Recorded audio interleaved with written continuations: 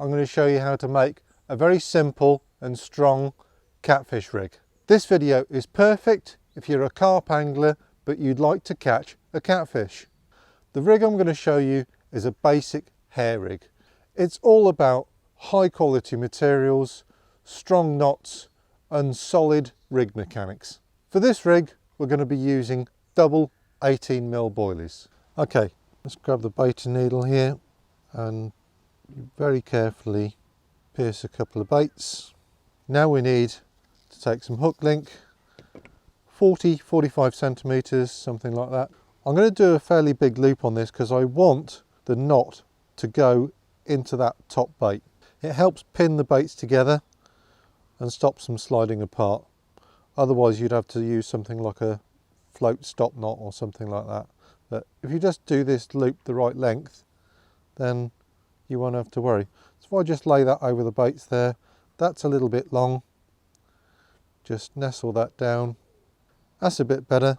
That knot's going to sit nicely in that bait. And we just get our rig puller there and tighten that knot down neatly. So it's not going to come under any load, that knot, but I still want a nice neat job. I'm just going to trim that tag end back a little bit more. And just to stop that fraying, I'll just give that a little bit of a blob. There we go, nice. And we take our loop, fit it on the baiting needle and pull it through. Okay, let's grab a hook stop here, fit that neatly into the loop, and just very gently pull that loop into the bait, push the other bait up together. You see on this one, it's just started to split that bait. It's probably because that loop is a little bit too big.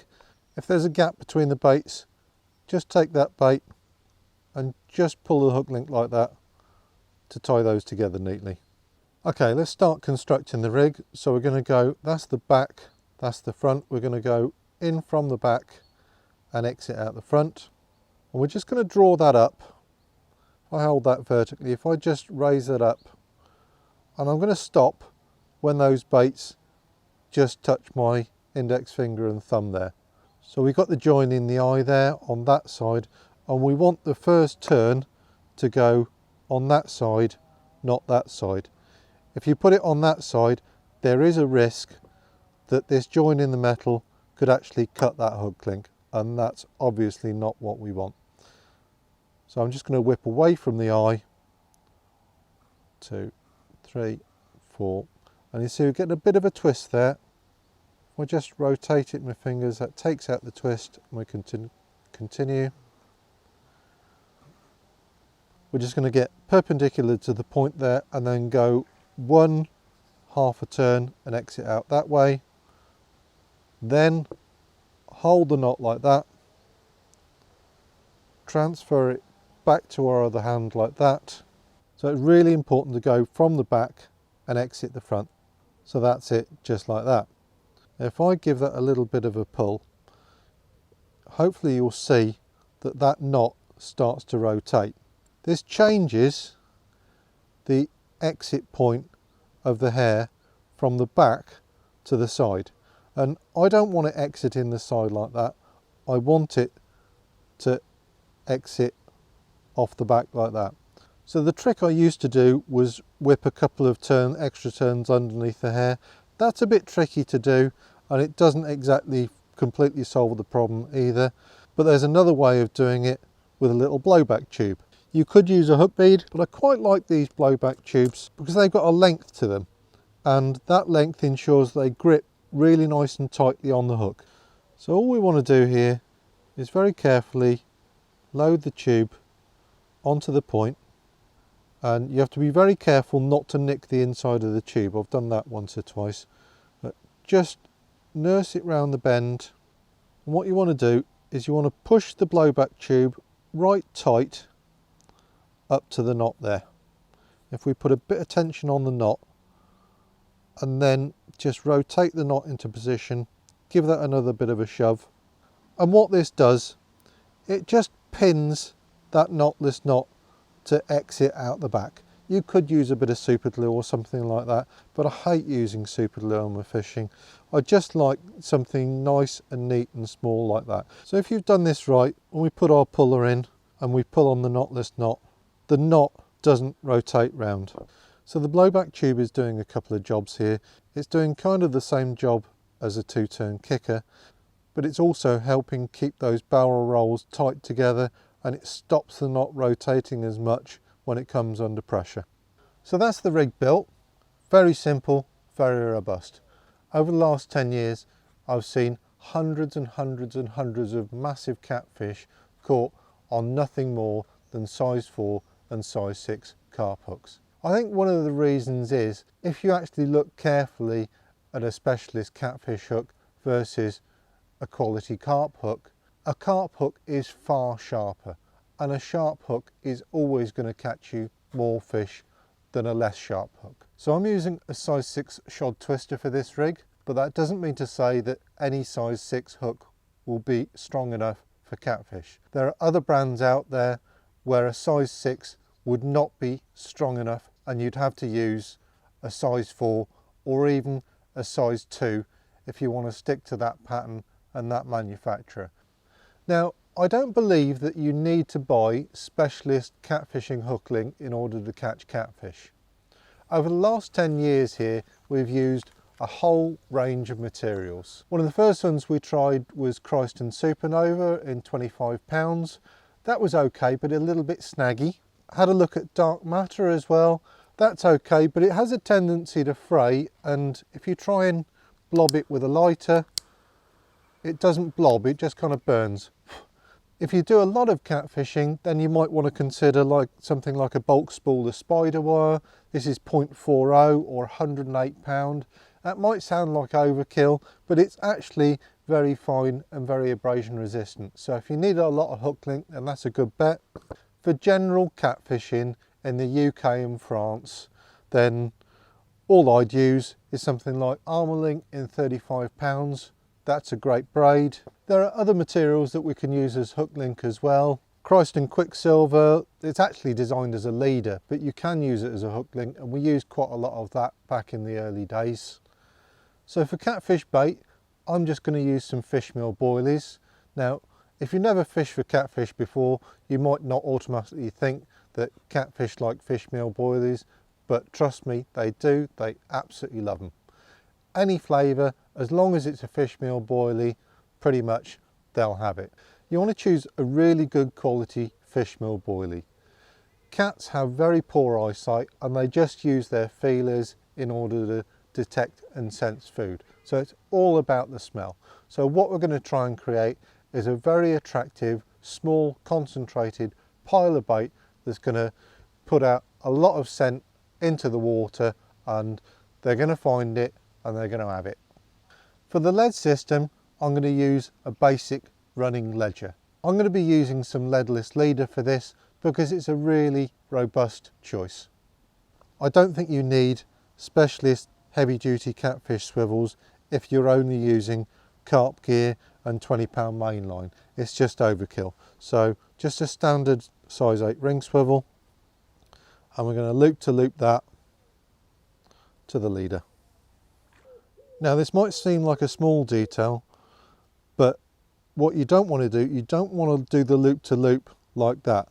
In actual fact, what you want to do is you want to have the loop to loop sitting round the swivel like that, because we're going to be putting a buffer bead over the top, and the buffered bead is not going to sit nicely if you have the loop to loop done the other way. So I'm just going to grab a little shock bead here. It's really important that you have something to go over and protect that loop from the lead. So you can see when I put the shock bead over, it wants to wipe that loop out the way, so if it's already out the way down the bottom, it makes the job far easier. So I just push it down until that barrel is just kind of hidden there. For extra shock resistance, I'm going to add a 6mm ball bead. Now these ball beads have got a tapered hole. That side is slightly bigger than that side. It's easier actually if you insert the baiting needle through thin side first, then hook it onto the leader, then slide it over like that. Because this is quite a thick leader material, this. It just makes it a little bit easier when you're sliding it over the material. And that sits neatly on that. The shock bead's got a nice little dish. That means that that bead is a perfect fit in there. And when it's under load, it's actually the shock bead that's taking most of the compression. Then all we're going to do, I'm going to take a 3-ounce swivel lead. That swivel on the lead is going to come up against that ball bead, which then in turn rests against the shock bead, and it just protects the bottom of the leader, protects that loop to loop on the swivel when it's banging around during the fight. So this rig is going to be a pure running rig. So on the take, that swivel is going to fly through the leader like that. That's going to give us massive amount of indication, and the cat's not really going to know what's happened until it's too late. Let's have a chat about mainline. Now, catfish are the hardest fighting freshwater species that you're ever likely to encounter. Back in the early days of running this venue, every week we'd get guys that have been bust up bad mainline failures on big cats, and I hated it. It drove me nuts. It was bad for the fish and it was bad for the anglers, of course. So we put a lot of work in over the years of trying to find what the kind of ultimate mainline was, and I'm going to run through a couple of our choices that we've been using. So one of the mainlines that's probably accounted for more big catfish than anything else here is 25-pound big game. It's quite an old-fashioned material, but it's got fabulous knot strength and quite decent abrasion resistance, but it is a bit thick.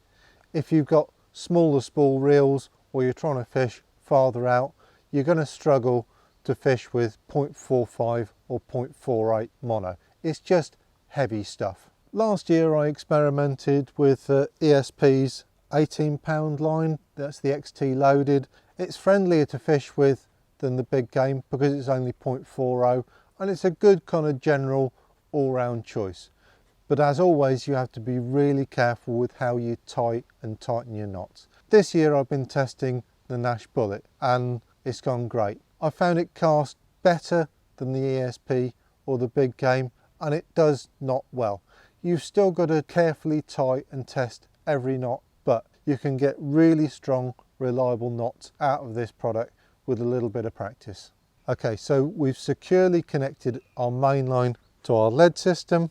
Now all we need to do is connect the rig to the swivel. Okay, so I'm going to take the arm link, and this is going to be a double grinner. I've always used a double grinner for connecting braid to a swivel.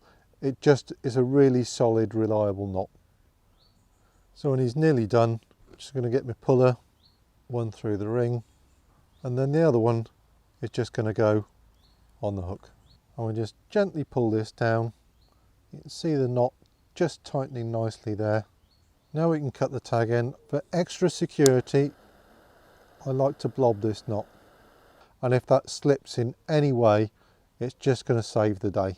So you can see what's happened to the knotless knot at the other end, because I've pulled that really quite tight and it's rotated around. So I just need to hold that knot and rotate it back so that I get that knot exiting the hair like that. So that's the finished rig complete.